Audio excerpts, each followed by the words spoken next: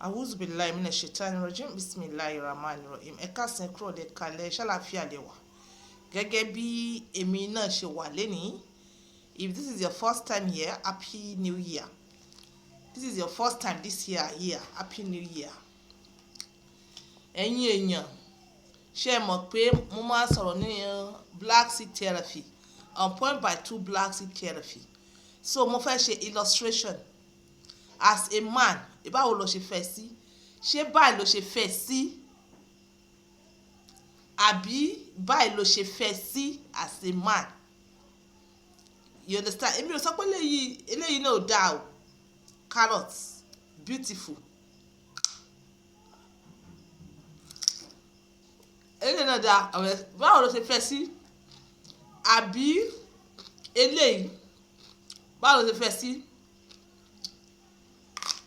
Wow. So sweet. Tó bá desire eléyìí, àbí ó bá desire pupa máa dán, ó bá ṣe fẹ́ sí, kàn sí èmi on point by 2 fún product yìí. Fún product yìí, ẹjọ́ ẹ̀yin èèyàn, mo kàn fẹ́ lè ṣe sample ni. Ṣóyè yín, mo kàn fẹ́ lè ṣe sample ni. So tẹ bá desire kẹ́ pè mí on point by 2 fún àǹfààní àwọn tó ṣẹ̀ṣẹ̀ ń darapọ̀ mọ́ wa. Níjọ́ wo ńlẹ̀ bíbá èèyàn kan sọ fún mi pé who has used it? Èèyàn tó fún mi ní comment yẹn, mo fẹ́ porúkọ ẹ̀ bẹ́ẹ̀ mi ní porúkọ ẹ̀. Comment yẹn ṣì wà ń bẹ̀. Ẹ̀yin èèyàn, kí ló dé tẹ́ ẹ ṣe àdánìkan jẹ? Ẹ̀yin ṣe àdánìkan jẹ fáwọn èèyàn ní comment. Although mo dúpẹ́ àwọn èèyàn kan ṣe good comment in the past. Bẹ́ẹ̀ fún àǹfààní àwọn tó jẹ́ pé wọ́n ṣẹ̀ṣẹ̀ darapọ̀ mọ́ wa. Ìwọ tó sọ wípé who has used it? Mo pray pé wàá rí fídíò yìí o. Ara àwọn who has used it ni o. Ṣóyí sórí.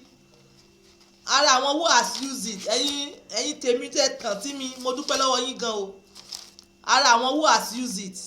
Eléyìí ò kí ṣe ṣeré o. On point by 2 kí n parọ́ o. Ara àwọn who has used it. Ẹ dákun mi fẹ́ forúkọ àwọn èèyàn yín. Maybe ṣe rí. Ara àwọn who has used it. Please, who has used it? Ṣé ẹ rí wọn? Ara àwọn who has used it ni o. Ṣé ẹ rí wọn?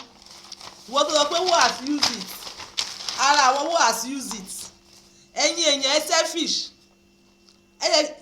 There's something àwọn èèyàn yìí recommendation ni most of it o. Recommendation o ní who has used it. Ẹ jọ̀ọ́ wọ́n sì pọ̀ nílẹ̀ o. Ẹ̀yin èèyàn, mo dúpẹ́ gan o. Who has used it? Ṣé rí? Ara àwọn who has used it. We need to be doing all these things so that kò kí ṣe pé àfin boast. Àfi boast pé Ọlọ́run gbàkóso ni. A dúpẹ́ lọ́wọ́ àwọn èèyàn. A dúpẹ́ lọ́wọ́ Ọlọ́run. Àwa dúpẹ́ lọ́wọ́ àwọn ẹni bí ẹni, àwọn èèyàn bí èèyàn, àwọn tó jẹ́ ká lù tó dẹ̀ ń dún. Àwo ìyá mi ni o, àwo ìyá mi ni.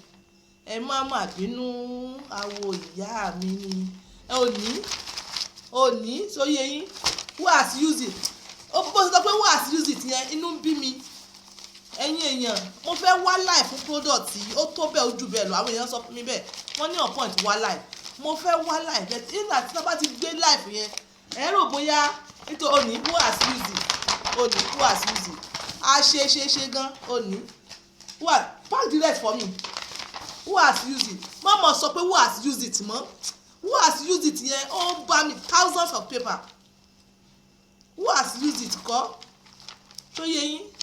Ẹ̀yin èèyàn, tẹ́ bá wo dé tí mo ṣe advert yẹn, mo ní like hundreds. Mo ní wọn like hundreds. Ní I have them like thousands. Recommendation from recommendations. Ìwọ tó bá jókòó kan jókòó tara rẹ nìkan. Mo ti dàgbà. Ọlọ́mọdé ń dàgbà rìn lábẹ́ mọ́. Ta ló sọ fún yín? Ayé tá mọ̀ lélẹ̀, àmọ́ ayé mi mọ̀ náà. Àmọ́ ayé yìí nìkan la mọ̀, àmọ́ ayé mi mọ̀. So why not relax and enjoy yourself? Ẹ̀yin obìnrin náà, ẹ yé sọ̀rọ̀ ẹ̀ mọ́, mo ti gbọ́. Ayé yìí nìkan la ní, àláyé mi mọ̀. Why not ẹ wá bẹ́ẹ̀ ṣe gbádùn ọkọ yín.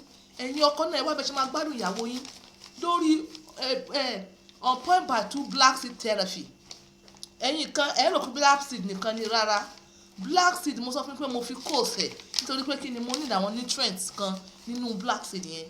Herbal ni, kódà herbal tẹ́yin náà mọ̀ níbẹ̀ a lè fi gbogbo ẹnu sọ̀rọ̀. So yẹ yín àlebo even say in as much as àwọn èyí tí mo papọ̀ yìí náà tí mo papọ̀ yìí tẹ́ bá blend ẹ̀ tẹ́ blend kíní méjèèjì yìí tẹ́ blend ẹ̀ papọ̀ mọ́ra wọn tẹ́ wá àlùbọ́sà funfun. Ṣé mọ̀ pé àlùbọ́sà oríṣiríṣi ló wà, but this particular one ẹ má worry màá mú wá mi ní nísinsìnyí àti lò tán. Tẹ́ bá mú àlùbọ́sà funfun because ó máa scarce àlùbọ́sà funfun kẹ́ wá blend ẹ̀ mọ́ kẹ́ mọ́ mú ṣé ẹ rí gbígbàdúrà náà ni. So ẹ̀yin kan kí ni wọ́n sọ scammer làwọn kan, èmi ẹ ṣe scammer, èmi real ni, you understand. Àwa on point by 2 real ni wá ọmọ come and pack all these ones on the floor for me. So yẹ yín real ni wá, so yẹ yín real ni wá. Bàbá yẹn mi bá pè ẹ́ it's okay this one put am those one put am in the carton, you understand, put am it's okay kala it's okay leave it. So yẹ yín bẹ́ẹ̀ yẹn so wọ́n jẹ́ kí wọ́n fọ ẹ̀yìn gbẹ́bọ tiẹ̀ jẹ́.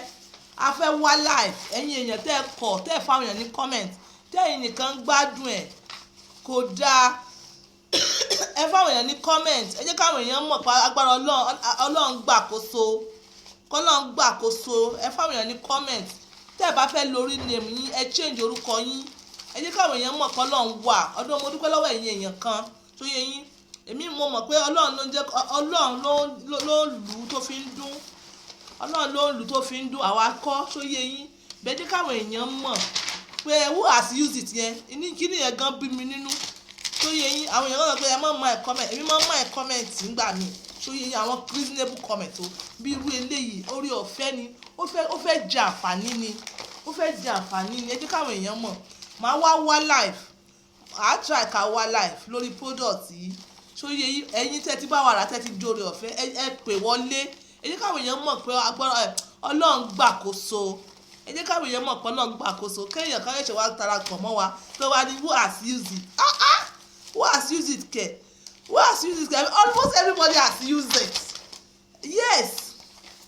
So yẹ yín bẹ́ẹ̀ yẹn owó lẹ máa san o, owó kò sí owó kékèké, owó púpọ̀, owó kékèké kọ́. So yẹ yín ibi tèmi wà ibi ẹmọ ibi tí mo wà ibi lungu mo lọ sápamọ́ sí, yes mo lọ sápamọ́ sí. So ká tó wá di pé a wà níbi deliver rẹ̀ fún yín ṣé ẹ mọ̀ pé owó ńlá ni. So this is on point. Oh wow by 2 wow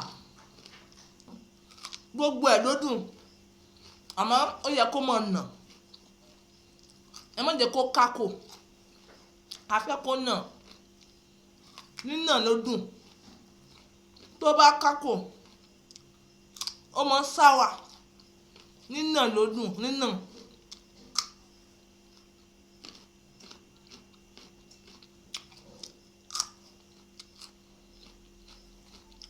On point by 2 black seed therapy ẹ kàn sí mi nínà ló dùn.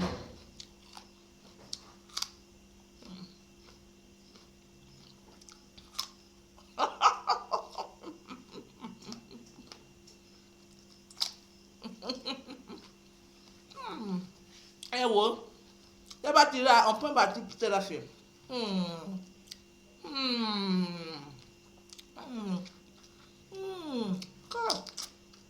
God.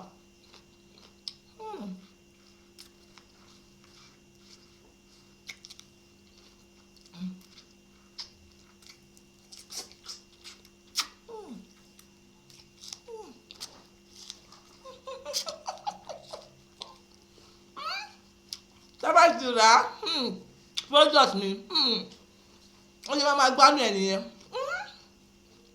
Káà kí ni dùn.